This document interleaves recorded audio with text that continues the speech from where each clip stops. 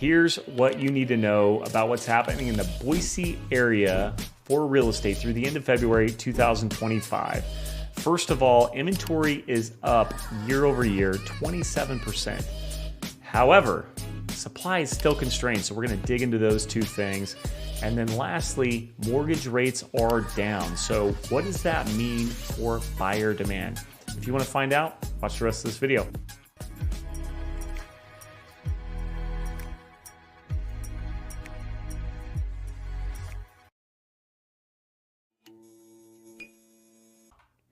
All right, let's dive into the data real quick. So we'll start with this top left quadrant real quick and just take a peek at what's happened. Yeah, inventory's up 27% year over year. That sounds like a shocking number. And I guess if that was all you had to go by, you'd be like, what's happening? This is crazy. We're at 653 active listings at the end of February 2025, whereas the same time last year we had 512 active listings at the end of February 2024. So that's a difference of about 27%. Now let's look at the solds and pendings. So February 2024 solds were like closed sales are the black line.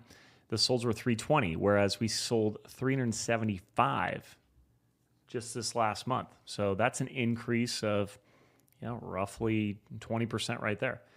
And then if you look at the pendings, we're at 440 versus 405 last year. So we actually had more buyer activity, up by about 10%. So inventory is up 27%, solds are up about 20%, actual pendings for that month are up about 10. So the question is is inventory on a path upward? I would actually say yes. I do think it's on a path upward, given what I know about our market. I think this is something you just really need to consider is that inventory is going to increase slightly. The problem is we need it.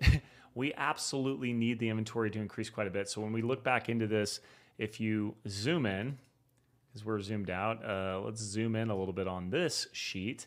You can actually see that we have months of supply in Ada County at 1.4. So 1.4 months of supply, just to remind you guys, in a typical market, which we haven't been in a typical market since probably 2017. So we haven't seen one for 8 years.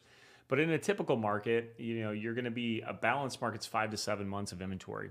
Over 7 months becomes a buyer's market. Under 5 months becomes a seller's market. We're at 1.4 months supply. So that would indicate a massive seller's market. The reality is it's actually not really a massive seller's market. So I would say the adjusted kind of balanced market for us is probably between 2 and 4 months of supply. Whereas we're at 1.4 months. So when you get into these price ranges, under $600,000, there's still bidding wars happening all the time. You get under $1 million, it's not unlikely to see a home sell in a few days. We just sold a home last month in the $2.5 million range in 3 days. 3 days. So if a home's priced right, it's still selling very quickly. But homes aren't just flying off the shelf willy-nilly if they're not priced accurately. In fact, we're seeing people lose a lot of money by pricing their homes outside of what's reality and then trying to lower it, and their days on market go up, and then people get concerned. And when they do finally want to buy it after they've lowered the price, they don't want to give them that price. They want to offer low. So even though inventory is up year over year, supply is still constrained, as you can see by looking at this chart. I want to show you one other chart real quick, or one other document. Let me see if I can bounce over to it super fast. Here we go. So now we have this. This is actually super interesting. Now this is from a different market. This is from Austin. So I got this data in January, and you can just kind of see 2022 versus 2025. Let's look at the price. Price went from 476 to 409. So that's down significantly. Down about 25%. And then you look at the closed sales. They were at 2,300 down to 1,761. Look at days on market, 28 days up to 84 days on market. So, 3.5 times as much, 3 times as much. Active listings from 1351 all the way up to 9,600 active listings. So that's like 7 or 8 times as many listings. And then, of course, the volume is down 1.31 billion versus 942 million. So I wanted to pull the same data for our market. I wanted to pull the same exact data. And I put that together here, and I'm just going to kind of break it down. So is the same thing happening in our market? Well, no, not the same exact way. I mean, our median sales price is $495, was $495, now it's $470. So it's gone down a little bit, but we're talking they're down 25%, 476 to 409, they're down 70 grand. We're 495 to 470, we're down 25 grand. So that's more like, I don't know, 5% or so.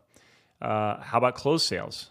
1,200 in 2022. We have 1,066 in 2025. So they're down a bit, but they were down, 300 or 400, right? So, okay, well, what about days on market? 29 days on market. We saw the spike in 2023, 72 days on market.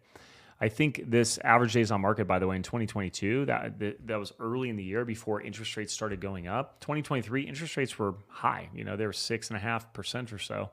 The days on market had came up, and then we got this more normalized market where buyers just kind of got used to like, well, this is our life now.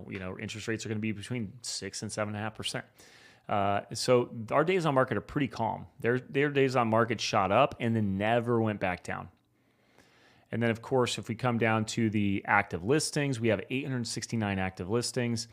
Now we're at 2,359. Like that's a big increase, 800 to 2,400. That's about 4 times as many listings. Now we needed it. We were way too low on listings, as I've mentioned time and time again.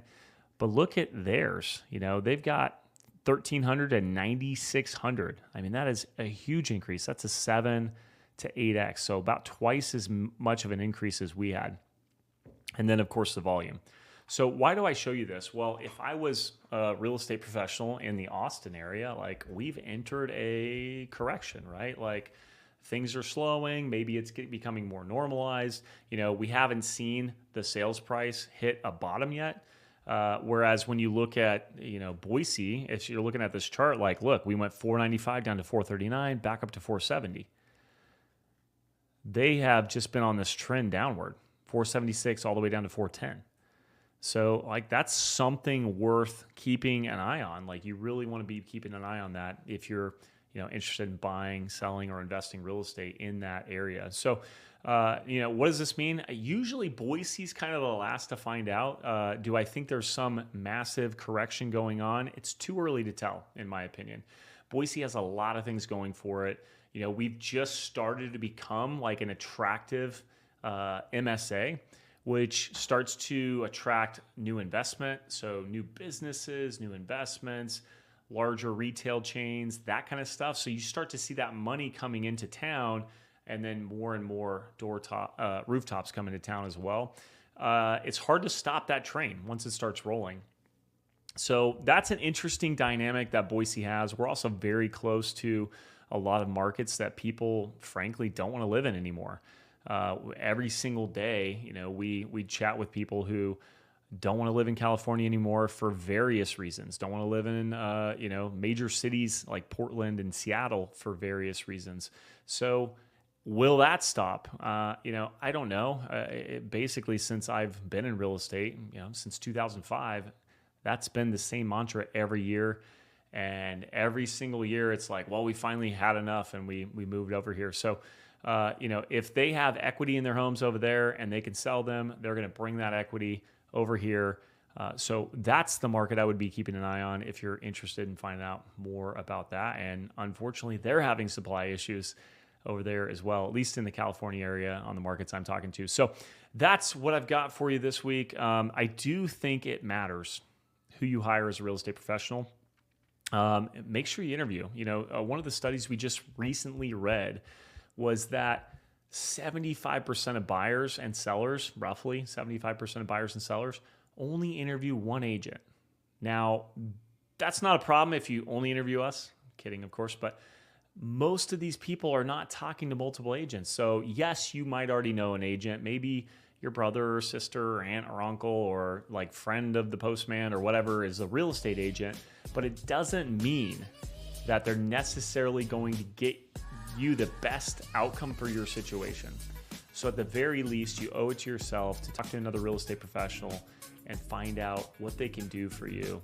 That's my PSA today. Hope you enjoyed this. We'll see you next month.